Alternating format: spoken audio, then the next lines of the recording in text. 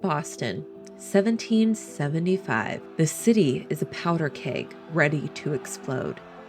British General Thomas Gage, tasked with maintaining order, knows that rebellion is brewing.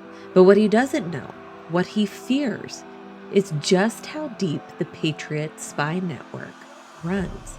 The Sons of Liberty, determined to resist British rule, have their own web of informants, watching every move the Redcoats make.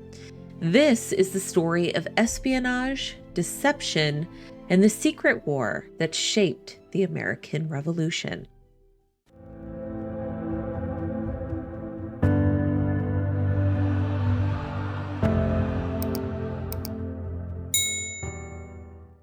Welcome to Historical USA.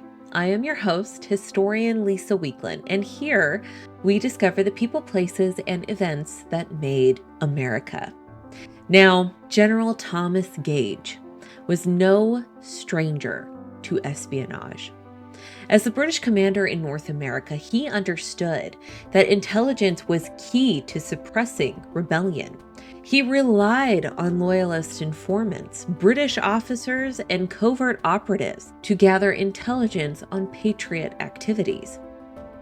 One of Gage's most trusted spies was Dr. Benjamin Church, a respected Patriot leader. At least, that's what everyone thought. Church's family had been in Massachusetts since the Mayflower landing. The great-grandson of Ranger Benjamin Church, the founding father of the United States Army Rangers. Church's family had deep colonial roots. See, Dr. Benjamin Church was a Harvard-educated physician, well-respected in Boston's revolutionary circles. He had treated prominent figures like John Adams and was deeply involved in the Sons of Liberty. Heck, after the Boston Massacre on March 5th, 1770, that killed several colonists, it was Church who examined the body of Crispus Attucks.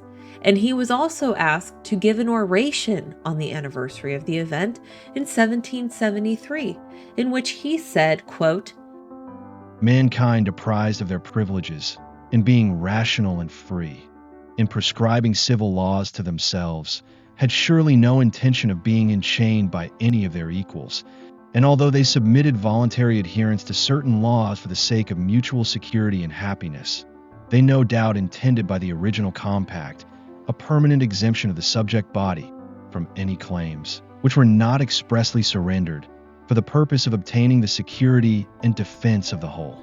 Can it possibly be conceived that they would voluntarily be enslaved by a power of their own creation?" And his support of the revolution persisted when he was chosen to the Massachusetts Provincial Congress in 1774, and then assigned to a committee to consider what method is proper to take to supply the hospitals with surgeons, and that the same gentleman be a committee to provide medicine and other necessaries for hospitals. The Continental Congress approved the establishment of a medical department, including a director general and chief surgeon, in July of 1775.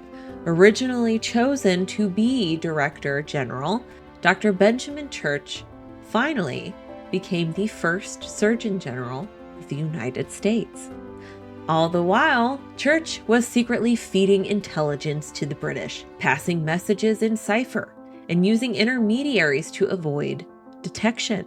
Now, throughout the first months of 1775, Church corresponded with General Thomas Gage, whose ultimate task was to put down this rebellion before it really even got started.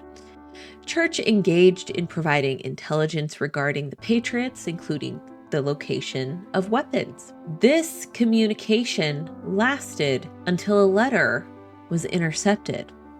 See, following a trip to Philadelphia, Church attempted to send a ciphered letter to Gage via a chain of messengers who were to transport the letter by boat to the British troops and subsequently to its intended recipient.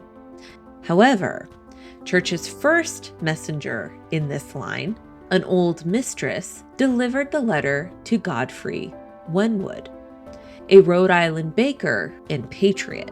Instead of forwarding the letter along in the chain, Wenwood gave it to General Nathanael Greene, who then forwarded it to General George Washington. When the letter was decoded in October of 1775, it revealed information regarding Continental troops near Boston, as well as Church's prior failed attempts to obtain Gage information, strengthening Washington's belief that Church was a traitor. Church was arrested and the matter presented to the Continental Congress, in which Washington wrote, quote, I have now a painful though necessary duty to perform, respecting Dr. Church, the director of the hospital. About a week ago, Mr. Secretary Ward of Providence sent up one Wainwood, an inhabitant of Newport, to me with a letter directed to Major Kane in Boston, in occult letters, which he said had been left with Wainwood some time ago by a woman who was kept by Dr. Church. She had before pressed Wainwood to take her to Captain Wallace, Mr. Dudley, the collector, or George Rowe, which he declined.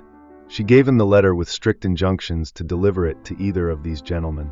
He, suspecting some improper correspondence, kept the letter and after some time opened it, but not being able to read it, laid it up, where it remained until he received an obscure letter from the woman, expressing an anxiety as to the original letter.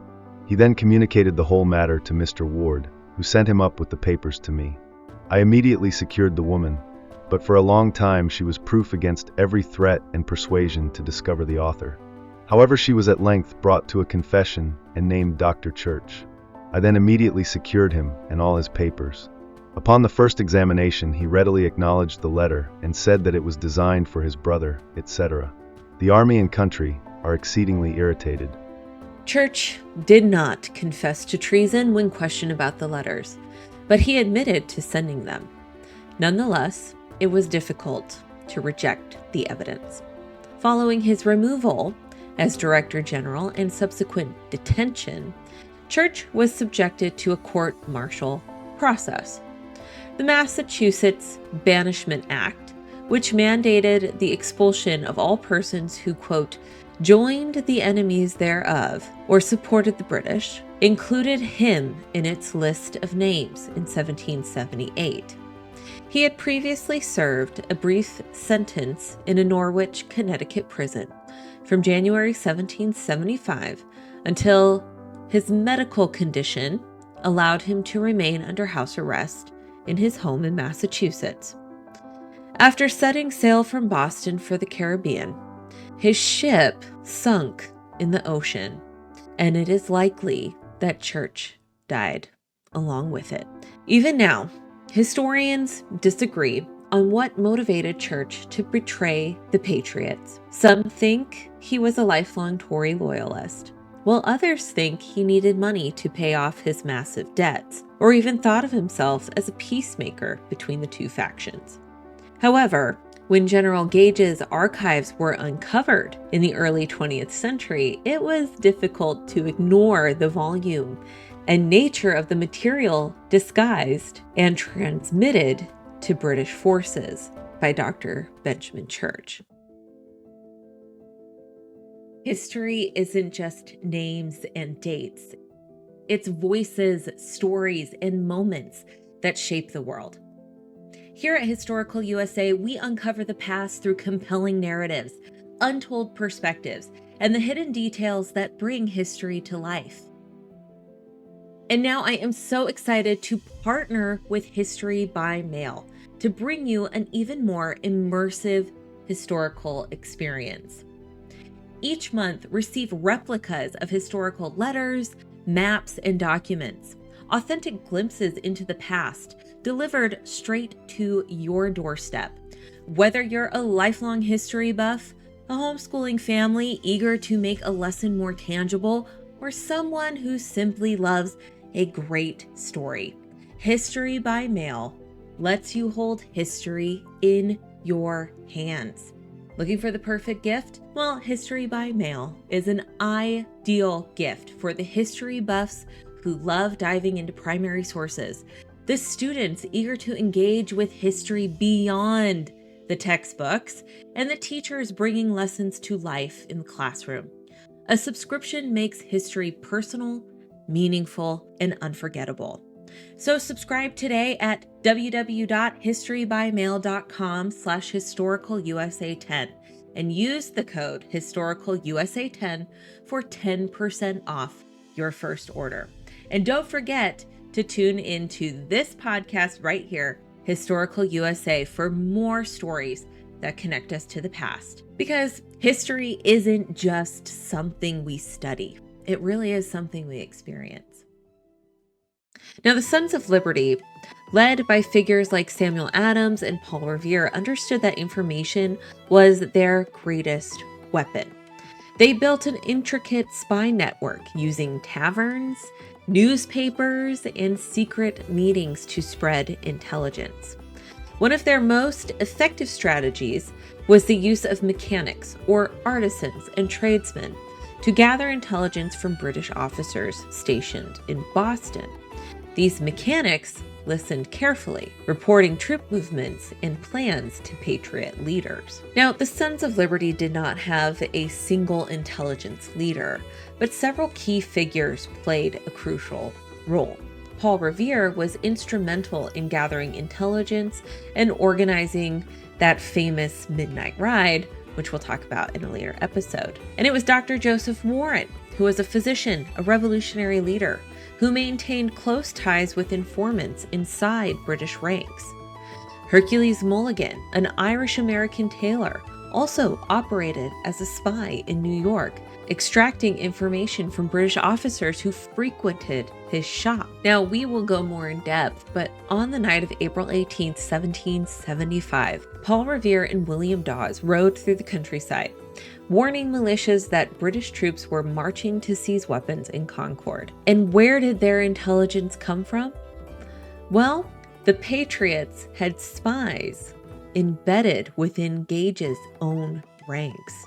There's even rumors that Thomas Gage's wife, Margaret, was a Patriot spy, feeding intelligence to the Sons of Liberty. Now, despite Gage's efforts, the Patriots always remained one step ahead. The Battle of Lexington and Concord proved that intelligence was just as crucial as firepower.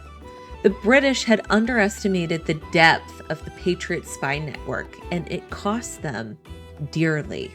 In the months that followed, espionage would continue to shape the war.